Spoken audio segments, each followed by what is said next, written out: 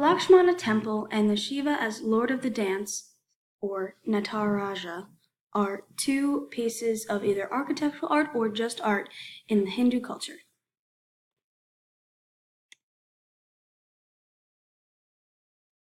Lakshmana Temple was built by Chandela kings. The original patron was the leader Yashovarman. It was built in the Nagara style and dedicated in 954 CE. The patron originally built it to legitimize his rule over the territories, but he died before it was finished, and his son Danga finished it. It was the first of several temples, and at one time over 80 temples existed in that area. It's made of sandstone and is located in India. The central deity is Vishnu. As you can see in the picture here, he's pictured in his three-headed form. He sits inside the womb chamber, which you can see more here. It was built in the Nagara style, which means they built the entire temple on a stone platform with steps leading up to it. The Nagara style is associated with land in North India. Shiva as Lord of Dance, Nataraja. This piece is both cosmic and physical. It was built out of copper alloy in the Chola period in the 11th century. In this piece, everything means something. All the pieces are there for a reason, and they're all symbolic of something.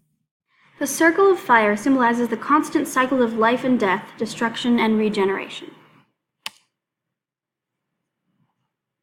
The hair streams across the universe to symbolize the reach Shiva has. Shiva's face is tranquil because it is the mask of God's eternal essence.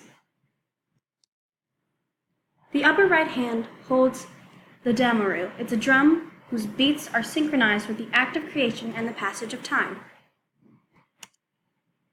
The lower right hand is in a gesture, which means, "Be not afraid, for those who follow the path of righteousness will have my blessing."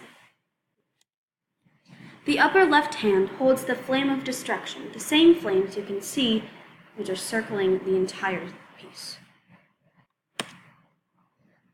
The lower left hand signifies spiritual grace and fulfillment through meditation and mastery over one's own selfish wants, as you can see in the position it's in. Shiva is standing on the demon Asmara. This symbolizes the defeat of evil in the world. As you can see in this chart, there are many other things that this symbolizes. For example, the cassia leaves and the snake coils, the arms and the legs that honor the duality, revealing and concealing.